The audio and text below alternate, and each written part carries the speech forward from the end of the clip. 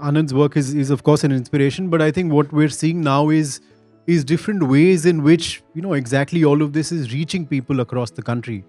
And the book essentially explores how popular culture has been weaponized to radicalize people who are beyond urban centers like Bombay, in the rural sort of towns and villages of the country.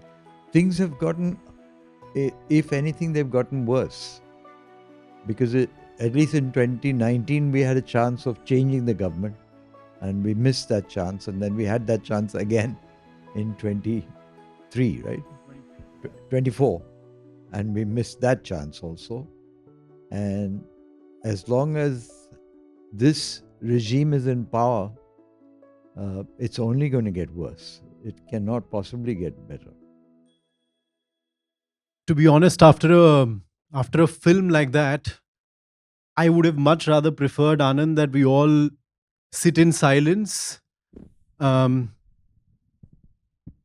let that deeply unsettling feeling within us prick at our conscience and interrogate where we've reached, and in some ways our own culpability, right?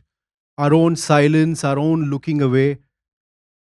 I much rather that we do that, but we're also very fortunate that we have Anand with us. Um, and nobody better than Anand to take us through everything. Yeah, and I wanted Kunal to be here for a very for the reason that he is continuing this work right now. So I think that we will talk about what's not in this film, what has happened after 2018 till today, and as we speak. I mean, in fact, just what I was thinking, Anand, that I think a good point to start this conversation would be to just remember that this is 2018, that we're talking about, and now we're nearly 6 years later. Where have we reached from that point to now? Yeah. So I think the last shooting was 2017, the 18 because we had to edit and all that. So yeah, so things have gotten, if anything, they've gotten worse. Because at least in 2019, we had a chance of changing the government, and we missed that chance. And then we had that chance again in 23, right? 24. And we missed that chance also. And as long as this regime is in power, it's only going to get worse. It cannot possibly get better without changing the system.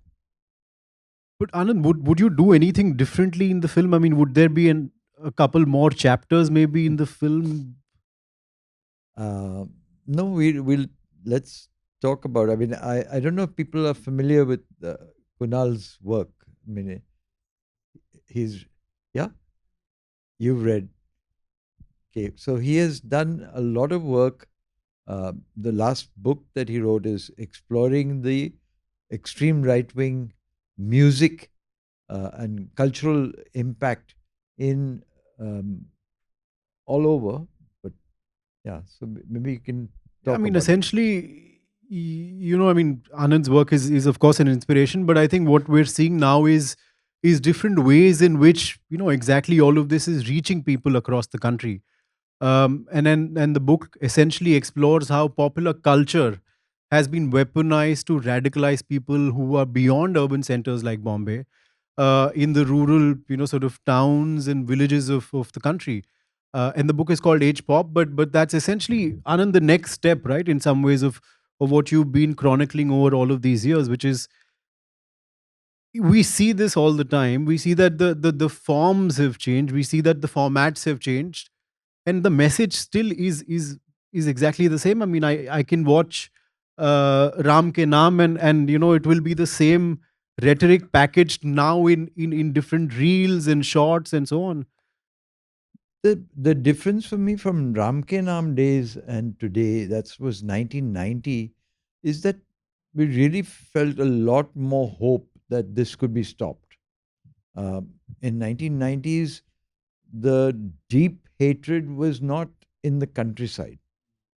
When I went to, Ayodhya, I went to Faizabad, and I went to the villages nearby, and there was Hindus, Muslims living side by side and talking about how this is outsiders who are coming to do foment all this. This is not us. We've lived here together for hundreds of years. You saw similar thing even with Akhlaq's neighbors.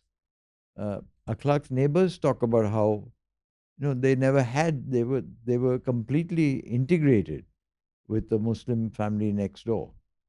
Uh, and that again got changed by outsiders. But today, if you go to Dadri, it'll be hard to get that kind of an interview. But that's, I wanted to ask you. I mean, Anand, you've been seeing this for what, 4 decades now. What is us? Is today what we see around us the real us that was possibly suppressed because of the project that Gandhi, Nehru, Ambedkar, all of them dreamt of?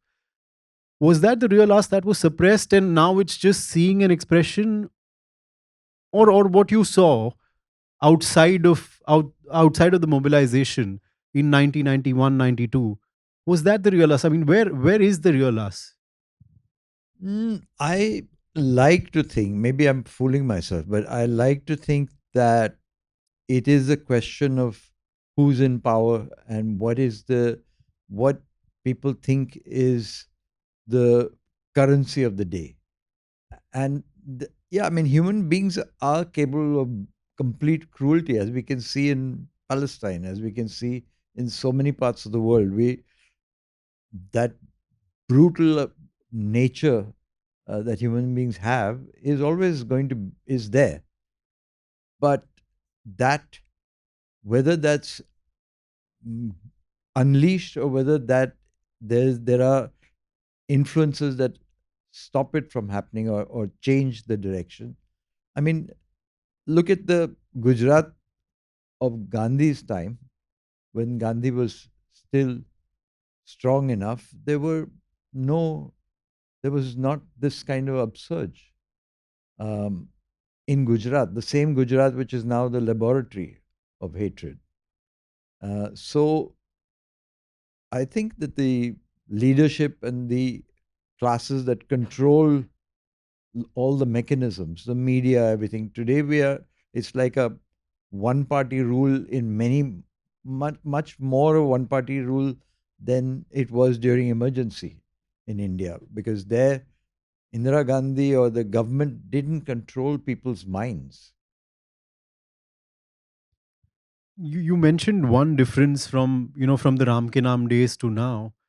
I wanted to ask you what else is different now in the mobilization that you see, in the way people are accepting this propaganda that's being thrown at them about your neighbor suddenly being an evil monster, about. Yeah, you can talk about, because one of the stories I just read that he did was in Maharashtra, where a Muslim man was killed by his own friends. They were good friends of his, and for I don't know what for the for, reason for was. sitting with a Hindu girl, so Yeah, for sitting with them. Yeah, I mean, and they basically said that this is love jihad, yeah, essentially, right? I mean, just as what we see the rhetoric in the film as well. um, these are all, again, 20-year-olds believing the propaganda and then enacting it out. yeah. And then when the killers were arrested and the police are doing the investigation, we see a few days later that the police are marching with the same people who are accused in a julus wearing a saffron feta. And it's the same right-wing organization that is being investigated.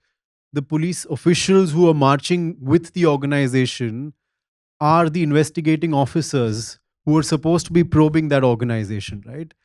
um, this kind of fusion between, um, as one of the speakers said, I mean, state power and religion Yeah, is now entirely fused. I think Uttam Kamade said that. yeah, Is entirely fused today, right? I yeah. mean, you don't see that separation at all, Anand. Yeah. So So the question, maybe we'll throw it open to the audience to ask, to figure out what is the way forward from here. Because I mean, maybe Gautam the optimist can tell us. We Because definitely need some optimistic voices. I suspect there'll be a lot of gloom and doom if we continue talking. How important was it for, not just the BJP but generally the Hindutva ecosystem to sanitize and to create, a particular kind of pop culture, especially, right, which basically omits all references to the past, to even Gujarat riots. Do you see that being a very, very crucial part of, their capture of FTI, their capture of JNU in some JNU, yeah, ways? yeah. Wherever there is resistance, they immediately go and capture. I mean, one of the criticisms that was made in the 90s was that, even during Ram Ke Naam time, the it was masses of men, but then they quickly mobilized women. So they have a huge women's cadre also. In fact, they put women in the Delhi riots also. They had women in the front leading the attack. But is the genie out of the bottle in a way that there's no going back? I mean, No, I is don't. the country's politics, has Not it changed? not when we talk to not when we talk to. Um, there's large sections where they've not reached. I shouldn't say that because they'll next organize there. Because if you criticize them, then the penetration in, at least in the Ambedkarite movement, they have bought leadership, but they have not been able to. I don't think they could overnight turn Dalits into pro Hindutva, but they can buy leaders, and they have done. So at election time, they get the result they want. At least they get third party. They get some leaders to create a third party, so it eats up the secular vote, like Owaisi does for the Muslims, and now this I Love Muhammad will do. So that kind of splintering is probably also part of the plan. And then, of course, the so-called terror attacks. Now that people haven't pointed out. I mean, you saw, if you actually believe, as I do, that the 26/11 was a planned attack to kill Karkare, and the people who were exploring for the first time, a police officer was looking at Hindutva terror, and he didn't last long. As soon as he got the evidence, and that evidence has disappeared. Those videotapes and audio tapes, I can't find them anywhere because they must have wiped them out. I mean, and And the accused and went in to court, and parliament. all these court cases unraveled because the court testimony disappeared. The in case after case, confessions disappeared. Then they were again asked to they changed their testimony, which they did. The witnesses became hostile on a mass scale. And then they allege that it's under Congress rule, those guys were tortured. That's why they said what they did, and now they're telling the truth. So it depends on your point of view. If you want to believe that, you believe that. But the prime minister did say कि मैंने दिल से साध्वी को माफ नहीं किया है. So there is light at the end of the tunnel. Okay, we've run out of time, but Anand, this is the last question, and I'm going to take the right to ask the Yeah. last question. Um, I mean, you've been threatened. We saw you've gone and confronted people. You've been in dangerous situations multiple times in your life, and of course, all of the gloom that this room alone sort of smells of, and the world sometimes smells of. What is it that keeps you going, Anand? I mean, is fear ever a factor when you're thinking of the next thing that you're trying to work on and putting out? No, I actually don't think I'm threatened that much, as much as people think that that's happening. I think that I've somehow fallen into some kind of I'm in some category which I think they calculate whether attacking me is going to be more trouble for them than not attacking me. Just ignoring my work is much better for them, because if you attack, then the work gets known. When they when they put an overt ban, we can go to town and say my film got banned and can't show it, or whatever. Or if they actually physically beat up, it would become news.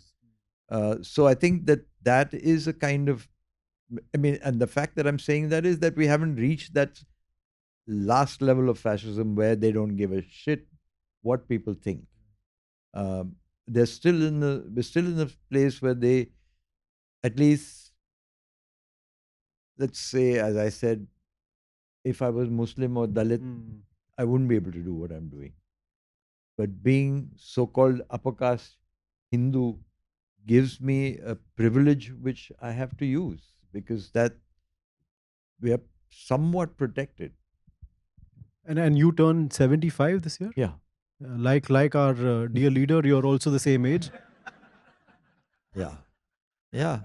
What keeps you I going? mean, we don't know. He doesn't have a certificate. I hope you have yours. You do have yours. He doesn't show his education certificate. It's also We don't ageless in know some what the ways. I mean, age is also. Huh? Huh?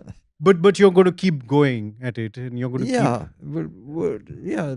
Because I do what I enjoy doing. I don't do it because I'm dedicated or anything like that. It's just. Oh, he was asked, "Aap thakte kyun nahi?" I didn't want to ask him that, No, but in Modi's case, it's slightly more problematic because they actually have a set of rules by which 75 is a retirement age. So by that token, Mohan Bhagwat, Modi, all are on the, in their final stages. we've really run out of time. But before we go, just want to sort of tell all of you that I think we all collectively owe Anand a huge debt, right, of gratitude, of being able to chronicle everything that's happened, not right now, for the last 40 years.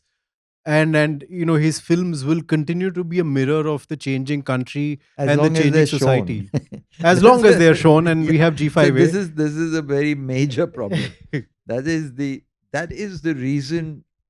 I mean, not just my films, but you can take so many other films. There's Final Solution by Rakesh Sharma. There's wonderful films that just need to be shown much more than they have been. And had that happened, maybe the ethos that we're living in wouldn't be at this stage.